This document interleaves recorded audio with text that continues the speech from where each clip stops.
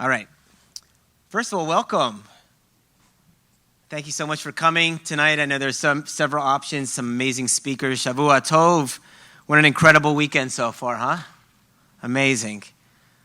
Tonight's going to be a little bit different. If you came to my first talk, I spent most of that time weeping. Tonight we'll have some fun. I really want to introduce a tool, a technique, something that you could kind of like take with you and put in your little toolbox that you can use whenever you need it. Since it seems like there's a couple of new faces, I just want to take a moment to introduce myself, tell you who I am and what I do, and then we'll jump right in. Before I get going, I wanted to thank Hashem for this opportunity, Gedalia and Avi for inviting me tonight, my family from Broken Ties, and all of you for coming. Please give yourselves a round of applause. Yeah, great. So I'm Jason Blau. I'm a mindset coach. What does that even mean, right? I don't know. Life coach was taken, so. I really have a strong belief that everything that happens is first created here in our minds, right? The way we think about something is the way that we speak about it. And then from there, the way we respond to it or react to it, right? Our actions, the things that we do in our body. And so what I've discovered over time is that most of us are sleepwalking. Literally, we're unconscious, we're moving through life, we can't remember where we parked, where we left our keys. And so the idea of mindset or tuning into your mind is all about becoming aware or conscious, learning what you're thinking and what you're feeling at any given time. I'm sure you've all had a lot of feelings over the last couple of days. The buzzwords, our emotions, right? Things like that. So the last couple of years, I've built a mindset coaching business where I help people who are going through some level of trauma, pain, suffering of some sort to really slow down and tune in, right? To listen to themselves and to get present with what's actually going on rather than what their mind is telling them is going on, which is usually something repetitive from the past or a guess in the future, right?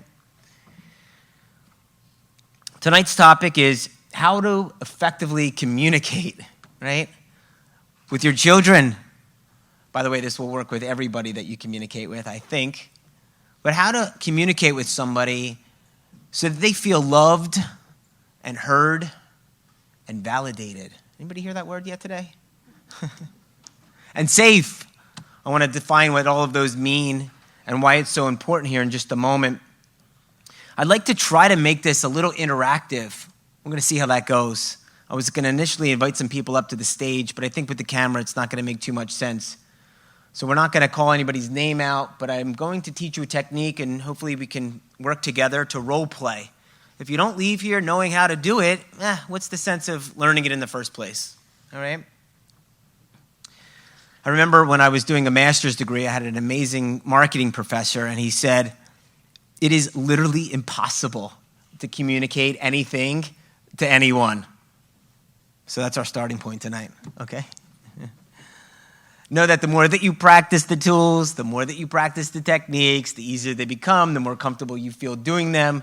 It's probably not best to practice on like the one that, is the most challenging relationship. You should practice on a loved one, a friend, and you can also practice with me at any time you like. Fight or flight. What does that mean? Have you heard that this weekend? Right? I love the way Rabbi Russell describes it as, going offline and going online. But let me see if I can give you a little bit of a version of what fight or flight is and why it's so important to try to diffuse, relax your fight or flight, and also try to do the same for others. If we want them to communicate and come closer, we can't have them running, for the hills. Let me even back up further for a moment. There's about 60 to 80,000 thoughts in your mind each day, average. Seems like a lot. I don't think so much sometimes, but on average, 60 to 80,000 thoughts. Here's the alarming facts. Only 1% of those are conscious, meaning the other 99% of our thoughts are just running in the background on a loop, right? Like the operating system in your cell phone, it's depleting your battery, right? Literally, all day long. That's not even the problem. The problem is that of those unconscious thoughts, the ones that we're not aware of, almost 90% of them are negative. in nature. 50% of the things that we think about will never happen. It's a guess, right? Flip a coin, although the odds, I think, are a little bit better there. And about 90% of the things that we thought about yesterday, we're thinking about again today. So we're spending most of our day thinking about things from the negative standpoint that will never happen, right? And we're creating these storylines in our minds. And we feel depressed, drained, right? Everything's so heavy. Fight or flight is a physiological response, all right?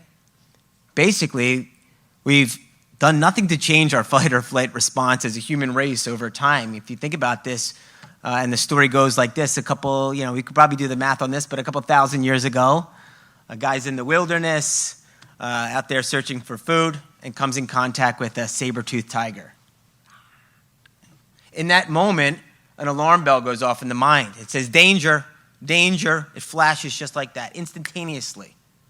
And it tells the body to prepare itself, get ready. Right? Two things really happen. One, adrenaline kicks into your body. Anybody know what adrenaline feels like? Yeah, the heart starts pumping fast, sending blood and oxygen throughout the body, right? Preparing it to fight, right? The blood in the hands and the feet to run. Our breath shallows in the chest. We're hyperventilating almost, right? It does that to actually conserve our energy, believe it or not. Palms are sweaty. Mine are right now. It must be full of adrenaline. Adrenaline's okay in small doses. It heightens the senses. You can see more clearly. You can hear, what's around you.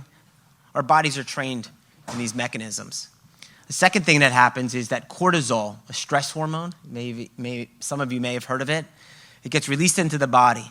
And it begins to shut down the non-essential systems, the one that we don't need in the event that we need to, wrestle this tiger to the ground or run as fast as we can from it. Cortisol starts to shut down first the digestive system. So when we, feel stressed or we're in this fight or flight response, the belly starts to hurt, the kishkas are turning. The reproductive system goes next. In fact, there's a high correlation between inability to conceive and high levels of stress, as long as there's no underlying medical conditions. We're in and out of fight or flight all day long. And it takes us some time to recover from this, right? There are all these hormones and toxins that are basically being sent into our body. If you don't sleep, this is why, right? Your body's recovering. You wake up in the middle of the night, you have a thought, oh my goodness, what am I going to do? Your body's into this flight or fight response so quickly. I think they say 1/65th of a finger snap. It's almost really hard to catch it.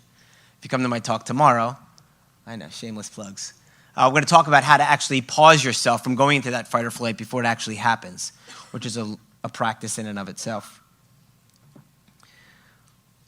The mind reacts first to the perception of fear, worry, and danger. Okay? But also, when the mind doesn't feel loved, heard, validated, and safe, it also goes into fight or flight. Right? Didn't say that you weren't loved, that you're not safe. Right? Feeling loved is an emotion. Right? You have to be open to love too. Heard. Right? Does somebody actually get what I'm saying? I mean, they hear me. Right? I like to say many people are great listeners, but they didn't hear a word I said. Meaning from my side. We don't feel validated, and we're going to really focus in on that in just a few moments. When somebody doesn't feel like what they say matters and the other person gets it, right? Think about, we invalidate ourselves and each other all day long. I love the example, my daughter comes home from school, she says, Dad, remember that test we studied for? I failed it, right? I'm a dummy. And what do we say? No, you're not. In that moment, we've actually invalidated the way they feel, right? I love this one too. We're going to get there. You're jumping ahead. You're throwing me off. But I will come back to you. Don't forget me. Mom, I'm hungry. No, you're not. You just ate. Right? And when you think about this, right? I was speaking to somebody. I wonder if she's here. If she is, you can raise your hand. I can't see everybody in the bright lights. I tell myself that I shouldn't be sad. Why? It's an emotion. You can experience it, okay? When you set those things aside, you invalidate the way that you feel, right? And you put yourself in fight or flight. It's what we call self-sabotage. We're doing this all day long without even knowing it, in our unconsciousness. So we have to figure out, how do we stop it, you know? Let me give you my version of the word.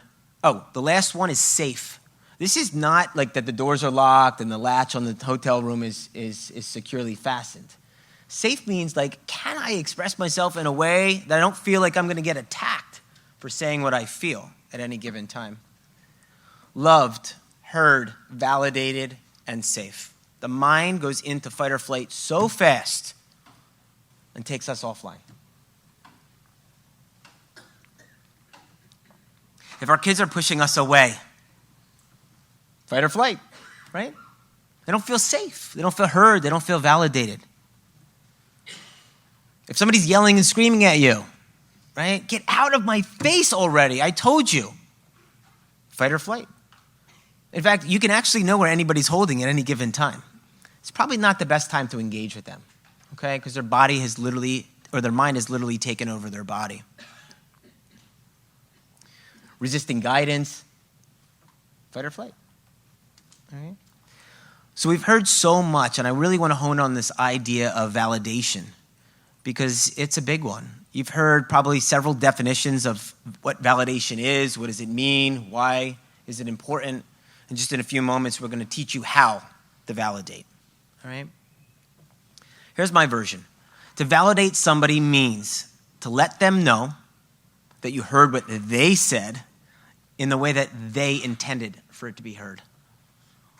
One of the speakers said that it's essentially a game of active listening. Right? You actually got to be present. Right? Most of us are thinking about our own response, and I didn't hear a word you said. I'm nodding, right? I'm showing them that I'm here, but I'm not. My mind is somewhere else, okay? The past is gone. I know this because I've tried to get it back. It doesn't work. The future is uncertain. It hasn't come yet, and we know that there's a bigger plan. Neither one of those are real, right? What is real? Present moment. Who said that? Thank you. A+. See me after class. Yes, definitely. 2 cookies. Being in the present is really hard because we want to be heard too, right? One of the biggest takeaways, and there are many of this conference, for me, myself, is,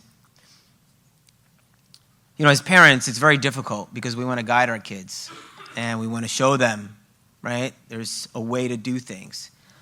But what I've learned this weekend is this is really about them. It's about their experience. Well, if you're not finding out what their experience is, you're never going to know. So in just a moment, I'm going to teach you how. And I promise you, this is not complex, or they would have somebody else speaking tonight. This is one of the simplest tools and techniques that you can ever imagine. But you're going to see how quickly we revert away from this tool, okay? I defined the word validation. I want to say it again, just so we're really clear, and there's somebody in the front taking notes. I'm sure she's going to pass them out. All right? To validate somebody is to let them know that you heard what they said in the way that they intended for it to be heard. Okay? We're going to practice this in a few moments. Here's a great story. I was working with a client once, and she says, Jason, man, everybody hates me. Everybody? Okay. How do you know? Well, I hear things like, Mom, I hate you. Can't get any clearer than that. Right? What they said is, I hate you. But what they meant, very different. And I promise you. It maybe, we're going to talk more about that tomorrow.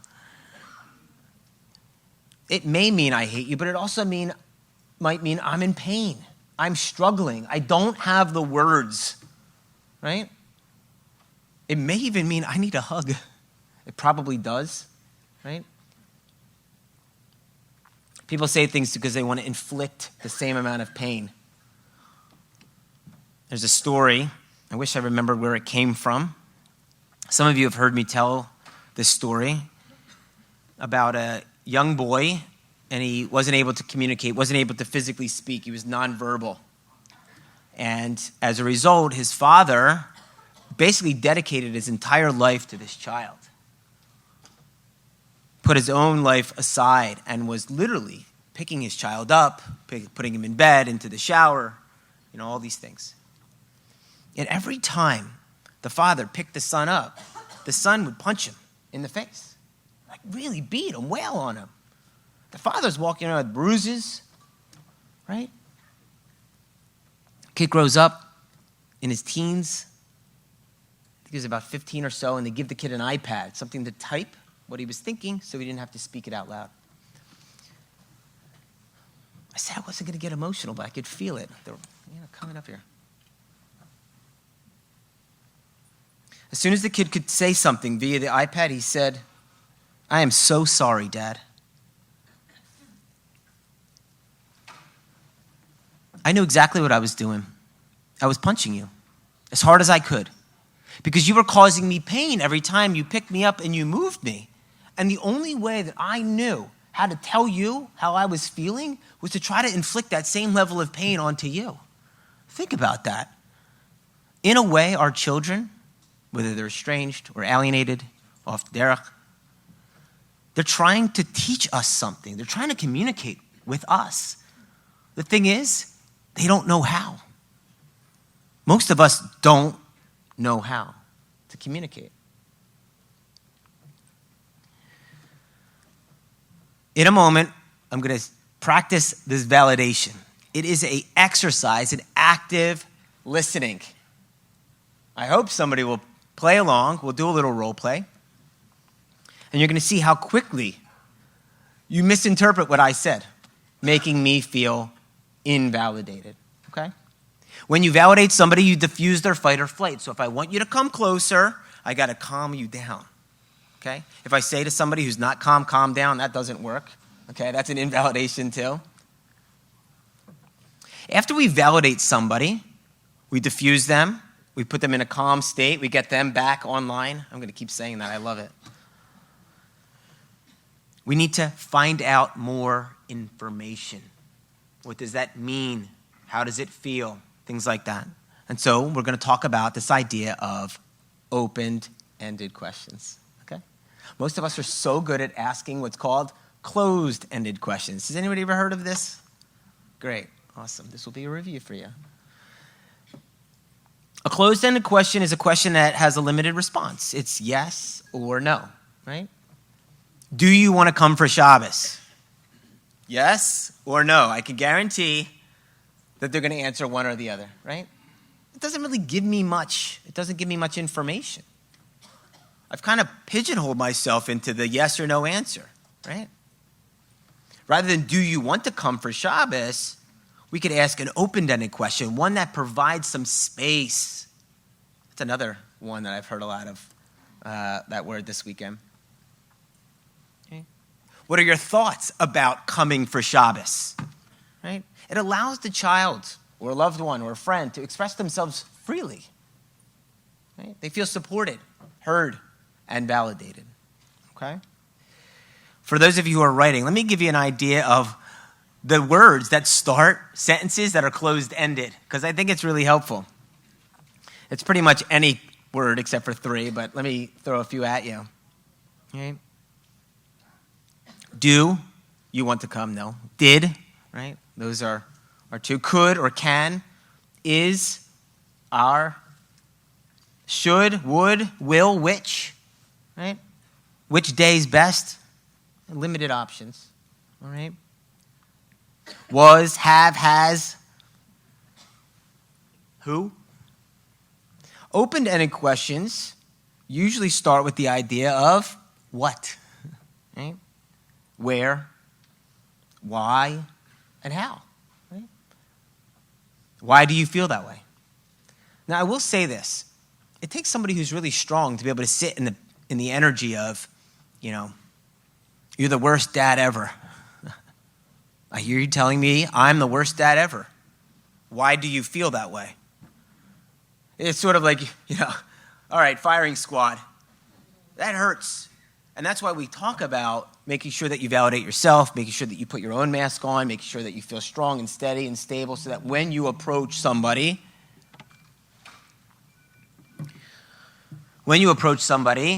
you're in a good position to hear them, to be with them, present and in the moment. You want to practice? You do? Okay. Give me a volunteer. Great. Oh. Ooh, who said that? That was not open-ended at all. Okay, good. All right. Do you want an example or do you want me to come up with one? I'm supposed to ask you a question? Sure. Ask me a open-ended question.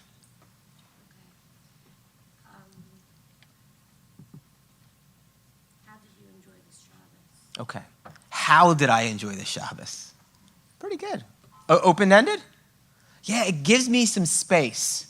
Okay? Now, I'm going to respond to you, at which point I'm going to ask you to, everybody together, validate me, right? Validate me, okay? First of all, thank you for asking me how my Shabbos was. I would say that this was probably the best Shabbos that I experienced in over a year. That's so nice. How was that? Okay, let's pause there. Did I say anything about nice? Yeah. What did I say? It was the nicest. Okay. I said, what did I say? Yeah, the best. I felt invalidated by you. Even these little words actually matter. You're doing great, by the way. You're really doing great. Yeah, all right? Let's do it again. What did you hear from me? That it was probably one of the best Shabbos this past year. Amazing. Perfect, right? Thank you for validating me. Ask me an open-ended question from there. Get more information from me. Your turn. What was the best part about it? Great. Perfect. What was the best part? What made it the best? Right? Perfect. Great job. I see we're competing with the club. All right. I was a DJ once, but that's a topic for another day. Let's go over here. All right? Who wants to try? Give me a raise. Should I throw you under the bus? Since you picked on me, I should pick on you. Yeah. Who wants to try? Somebody want to try? Yeah. Go ahead. Why don't you start? Okay, well, he didn't say anything yet, and when he does, I heard you saying that you couldn't hear. How open are you to waiting for his question? By the way, do you feel validated?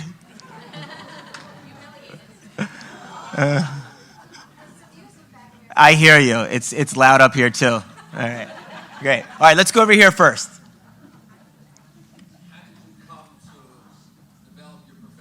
Great. So he says, how did you come to develop your profession? Right? Thank you so much for asking me how I came to develop my profession. Right? Validation. Thank you. I practiced once or twice, yeah. Right. How open are you to hearing the full answer? Right? Yeah. Okay. You obviously missed the talk the other night. No, this is perfect. What you did is absolutely great. Okay? It's a lesson in active listening. I want to try it a little bit different. Okay? Let me see if I can come up one off the fly. One second. I want to see if I can... Who said that? Man, paybacks. She said that she didn't feel validated. Do you see, though, how quickly we shut each other down? Hold on. Not now. It's like unbelievable when you start to become aware of this, how quickly we shut each other down. And you can almost think about what we've done to ourselves and our kids and our loved ones all day and all night, right? It's exhausting telling my story over and over to people who don't listen. Validate me. Go ahead. No, you just invalidated me. Come on. What did I say? I hear you telling the entire group that you are shy. Okay? What would you need in this moment to feel comfortable to respond? Okay, right? So I'm gaining more information. You did great, all right? Just like that. We're not listening. We're not communicating. It's got to be back and forth, okay? I need to validate you, ask you a question. I listen to the answer, it goes back, all right? I wanted to come to your question. Could you give a practical example that you typically encounter with a team conversation? Okay. Great. The question was, can I give a practical example? I hear you asking for a practical example, right? Basically what I'm saying is, did I get that right? I think the word they used the other night was co-regulation.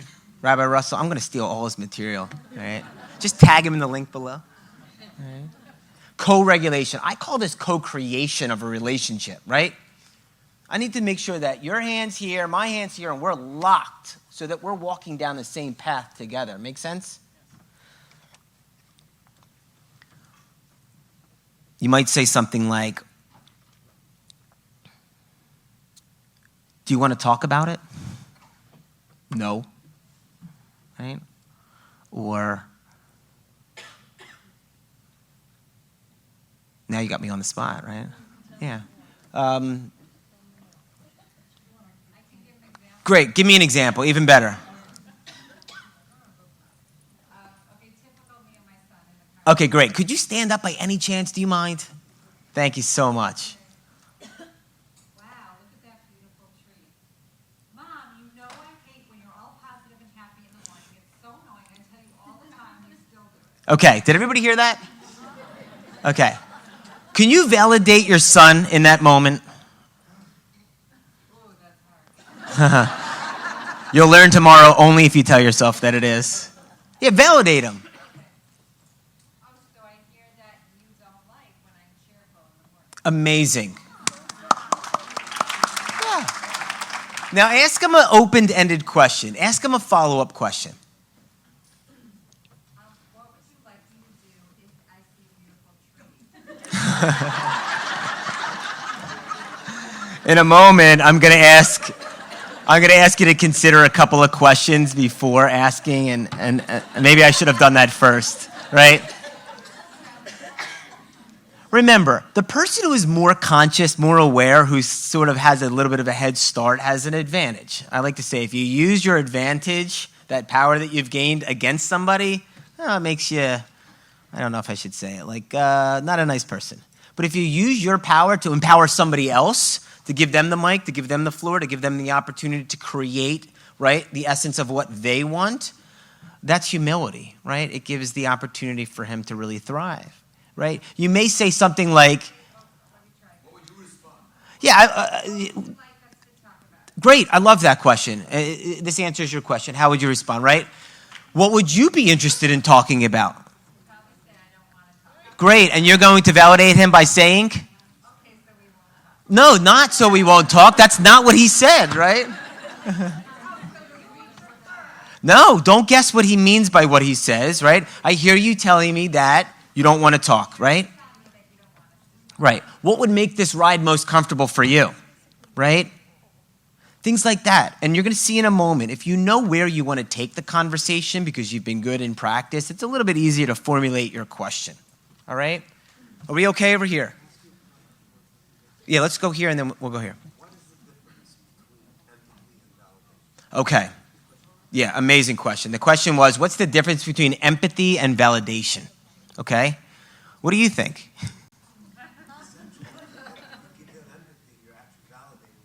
Okay.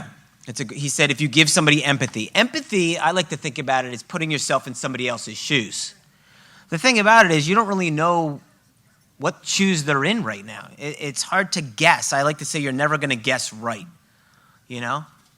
So what I'm asking for is to not have empathy. I'm asking for, this is more about compassion, right? Compassion. We said this the other day. I'll define it again. I like to think about compassion as sitting in a car or a room with somebody, listening to how they feel without trying to fix it for them. Like, you know what, okay, we'll drive in silence, or we'll get, we'll stop at the store and get some candy, right? So I want you to actually be more compassionate. It's hard as a parent because we want to fix it. We want to make their experience better, right? We want to make them feel good. And it's hard to make somebody else feel something, all right? So what we're really trying to do is we're trying to validate. It's on its own sort of like plane, but we're trying to validate so that we give somebody the opportunity to express how they feel, getting it up and out, right? By the way, you're boring, mom, just don't talk. That's hurtful. It's certainly hurtful. And I hear, like, that's tough. But I remember my daughter a couple of months ago, we have these little Shabbos talks. We take walks. We say, okay, let's talk about something that we normally wouldn't tell each other. I said, is there anything you need to talk to Dad about? She says, well, you're kind of mean. Me? Mean? Mr. Nice Guy, Mr. Mindfulness, right? Mr. Present Moment. It took almost everything I had to say. I hear you saying mean. What do you mean by that? Like, what is underneath that? And she explained that, there's some mean girls at camp. They weren't sharing, or they weren't giving her what she wanted. I wasn't giving her what she wanted. Mean. Okay. But I'm taking on my version of mean based upon my traumas. My trauma is triggering your trauma. We've heard this so many times. And so we're basically putting our experience onto them. Make sense? Sometimes I have a question. If you start with a team with an open-ended question, Okay. would you like to talk about today? Stop. Would you like to talk about your day? Is that an open-ended question? How was your day? Oh, I hear it's good. Yeah, duh, I just told you it was good. I hear that. Yeah. Yeah. Yeah. Somebody once told me, if you're not getting the answer you want, you either change your questions or change your audience. You have a choice. It's Bechira, I guess, it's at its finest. When you get a little bit better and you know where you're going, in fact, let me add, this might be a good time to do so. I like to say, before communicating, how are we doing on time? We're okay? 10 minutes or so? Okay. Before communicating in any way, I like to think of 3 questions. Just 3. We can handle 3, right? Right? What are you really trying to accomplish? Do you want to know how his day is? Okay, maybe. What do you really want to know? Let's. Okay, so you want a connection with him. How was your day? Okay. No, I'm asking you, how was your day? Yeah, it was great. Yeah, okay. Do we have a connection? No, okay. Not yet. Ask me it again. If what I'm really trying to accomplish is connection, see if I'm going to put you on the spot. See if you can maybe think of a better question. What would build connection? What open-ended question would feel like we connected?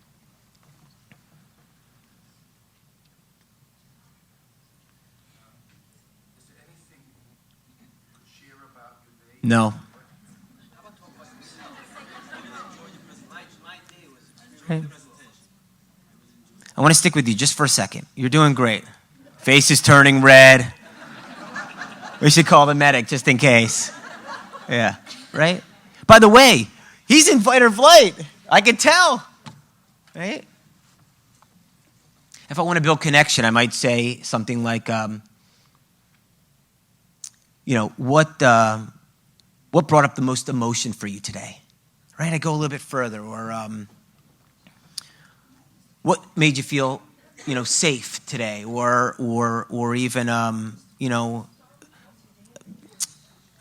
something that like really drives home the point. All right? This is going to take practice. You should get like a buddy. All right? And practice asking each other questions. Did you have a comment over here before I go to the next question? Okay. Great. Then let me go for my closing points here, okay? Let me give you a couple other ways to validate then. Let me give it to you right now, okay?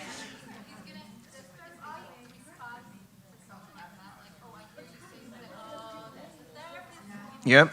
Right, at which point I would say, here you say, no, I'm kidding. Things like, you are so right. You are right to feel the way that you do. In fact, I'm going to give you a few other validations in a few moments. What we're doing right now is we're building a framework, okay? How do we know if something works or not, right? We put a control, we do the same thing over and over again. We can fluff it up. We can really fluff it up as we practice. But for now, it's basically like active listening, okay? If I said my favorite color is red, I basically want to hear in some way, shape, or form my favorite color is red. There's children's books that are written on this for young and teens. We talked about it in the other session. But they're all, all the experts are basically saying, I'm not the expert, they are. I read their books. But it basically says, like, if your kid comes home and says, like, I had a really bad day at school, right? You can ask them, right? What made your day bad, right? You can kind of play it. I want to make sure that we understand the technique of validation before we go on, and then you can fuzzy it up. I'm going to give you a few like buzzwords to say differently, okay? The first thing to ask yourself is like, what am I really trying to accomplish? I asked about my day, but I really wanted to build connection. It's a little bit of a different track. Make sense? Second question is, what do you really want to know? What do you really want to know? Do you really want to? Their day was probably good, wonderful, great, not great.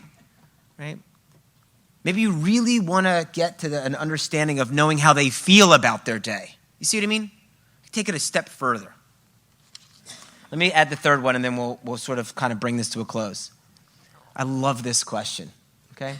What response do you wish to receive? What do you want them to say? Let me go back over here to my guy in fight or flight. No, he's calmed down. Look, he's come back online. Yeah. What do you want him to say? What? Share what? Okay, give me an example. What would you love to hear from your son? We had a good activity today, or had a good game, or whatever it is. Oh, he said good. Something that he wants to share that I could emphasize or validate. Show him that I'm interested in what he Yeah, right? So if you know I want to hear my daughter tell me, right? Dad, this day was really tough, right? I had a lot of emotion. These were some of the emotions I had. I had a bellyache. I want to hear all the details, right? So I may ask her, what are your thoughts, right? Or which part of your day brought up some emotion for you? See what I mean? A little harder, I think, to role play than I anticipated. But you're all doing unbelievable. I mean, really, really good, okay? You do? Then I've succeeded. I'm going to go to one more question. I'm going to sort of tie it up, all right? And then I'm going to hang out afterwards. What's it called when you're telling your kid, I'm so sorry? They tell you the truth, and you say back, I'm so sorry, no, I'm not. Yeah, definitely. That's an invalidation. You telling them I'm sorry and invalidating them? Yeah. Because they think automatically, what she said was, if I say to my child, I'm sorry you feel that way. The question usually is, well, like, do you? Are you sorry? Do you really, I understand, but in their mind, this is what they're thinking. Like, no, they're not. They don't even care, right? Because you've invalidated them so many times. So I hear what you're saying, and you're spot on. If you take nothing away from this, take the awareness of how we're responding and in what way and how we're really, moving through these conversations. This is not one validation, one question, close the door, right? If you want a conversation, you have to conversate. Otherwise, it's a sheer. It's like, you're just talking at somebody. It's a dictatorship,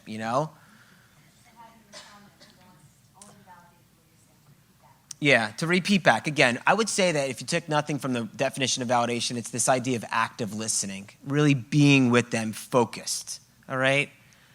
Otherwise, you're walking on eggshells. People feel that. You feel that. You know what that feels like. All right, eggshells is that lack of safety. It's the opposite of safe, is walking on eggshells, okay? Let me go through and summarize, and then if we have a little bit of time, people want to go, I'm happy to answer as many questions as you like, all right?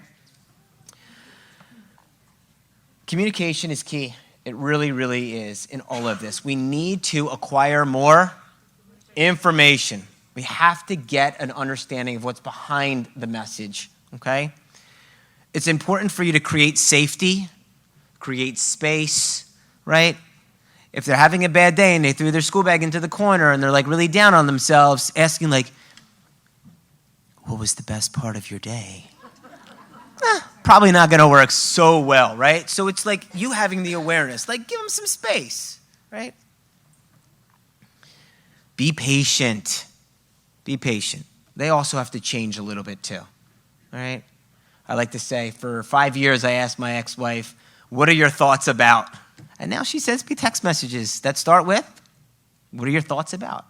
If they're not going to go out there and get the tools, then I have to empower them with the tools by small, consistent steps over time, right?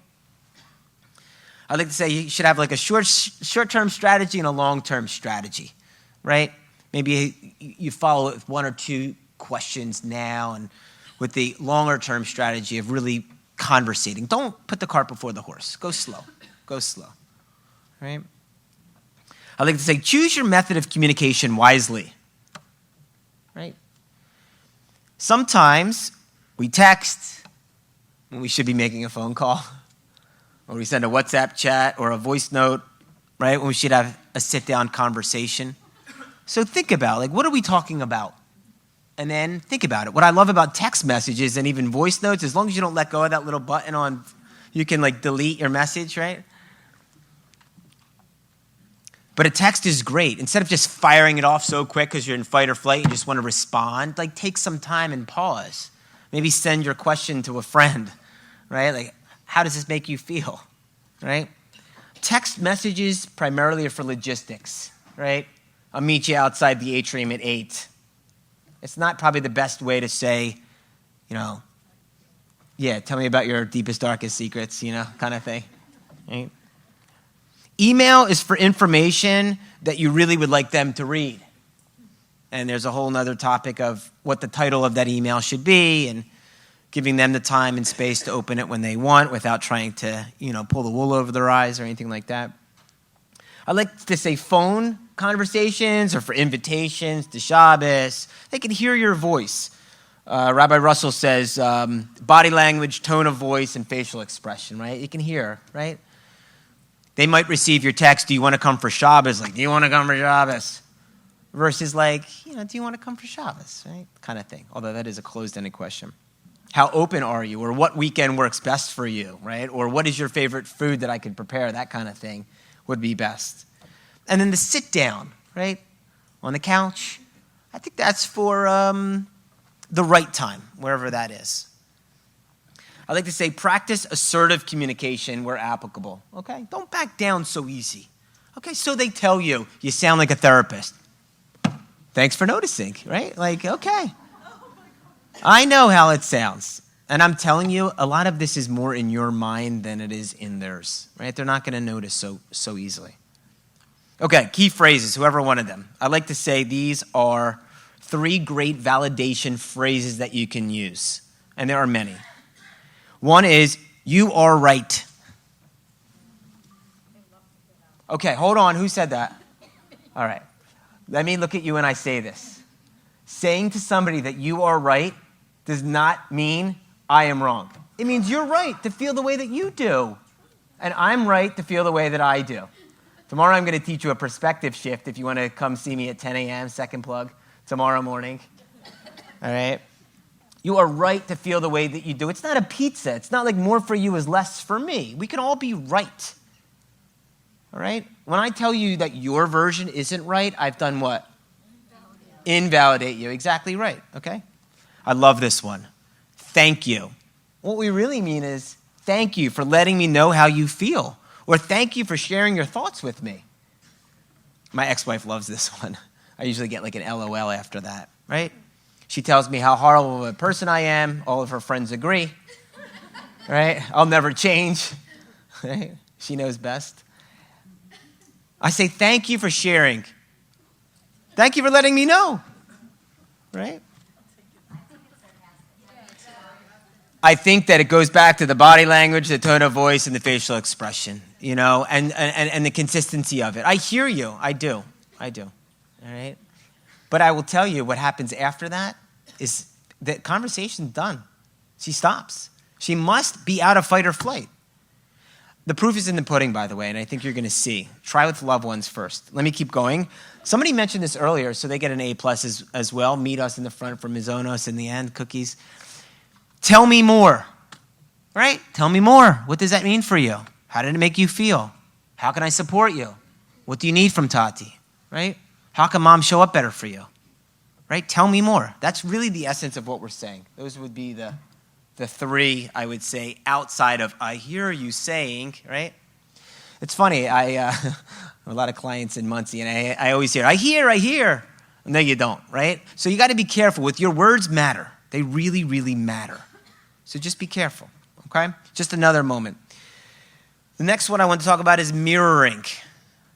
I think some of you probably know what this means, right? Mirroring. If you're sitting there with your arms folded, I might stand here with my arms folded, right? If you send an emoji, I might send an emoji. But we can play with this nonverbal communication as well, okay? The last piece here, I want you to think about this differently. Change your mindset about this, okay? Which is not easy, but over time and practice, you can do it. I like to say, show up the way you want your future self to experience. You want to feel confident with your child? Show up confident. Or don't until you feel confident, right? Put yourself in the essence and the position of where you want to be, right? There's a great hockey reference. I'm sure this will be lost in translation somehow. But it says you want to skate to where the hockey puck is going, right? Not to where it was. It doesn't make sense that way, right? I like to say, use your perspective of other people's behaviors. I know this is going to sting. As an opportunity to see where you're holding, to see where you need to work, right? If you're perceiving that your child is being disrespectful, you may ask yourself, open-ended question, by the way, right? Where in my life am I being disrespectful? And don't forget to point at yourself, right? We disrespect ourselves and others all day, right? Make sense? It's the mirror, literally. I think that's the essence and the beauty of why we're all here, sort of showing up. You for me for you, right? There's lessons here, all right? That's why I think Hashem is perfect, right? He's giving us I like to say, man, my ex-wife, Academy Award, right? Like you gave me the perfect mirror reflection of my work. If she shows up late every single time she picks up our daughter, I think, where in my life am I showing up late? Where am I not honoring somebody else's time? I spin it because I can't change her. I can change me. And so we have to use our kids and these experiences as an opportunity to do so. I love this one. Try not to get so knocked off balance so quickly. Okay, so they said you sound like a therapist. Okay, you're right. I took a course. I really want to engage with you. I really want to hear what you're saying. I realize I haven't been showing up the way I think you need me to show up. Rabbi said this the other night. I haven't been there for you. Okay. Remember, saying you're right doesn't mean I'm wrong. Okay? You can admit I messed up a lot. All right? First half of this presentation. No. All right? I like to say take it one step at a time. Bite-sized pieces. 1 question, 2 questions, 3 questions. Practice. Write it out. Right? If you know what you really want to accomplish, what you really want to know, right? Where do you wish they would respond? I could start moving in that direction. I could test. How did I do? Okay? Deliberate, intentional. That's what's going to make all the difference. All right? I like to say slow and steady wins the race. There's an equation. You know what an equation is? One side of something on the equal side, on the other. I like to say change equals. She's got everything written down. I want these notes. Change equals consistency over what? Time. Consistency over time, right? I like to say even a broken clock is right twice a day. I don't want to by chance. Okay, he responded to me this time. How did you do it? I don't know. I got to be consistent. And I'm telling you, I work with a lot of people. Baruch Hashem, I have an opportunity to influence a lot of people's lives. And what I've learned is when you change the way you feel about what you're saying, the other person responds differently. They sense that. They mirror it back to you. So I forget who said it today. I want to make sure I give the right quote, but lean in. Lean into this. Embrace it. This is hard, really hard. I'm asking you to think differently about the way that you've always asked questions, the way that you've always gotten information. But if you ask, do you like my shirt? You're either going to say yes or no. But if I ask you, what do you like most about my shirt? I put you in a position to respond the way I want you to, right? I really want to gain. I want to know your experience. I want to know what you think. But I got to put ourselves out of fight or flight and in a position to do that, okay? I think I'm way over right now. Thank you so much, really, for joining. I hope you gained something from it. Please come up to me, ask me an open-ended question, and we'll see you through the rest of the weekend. Thank you so much.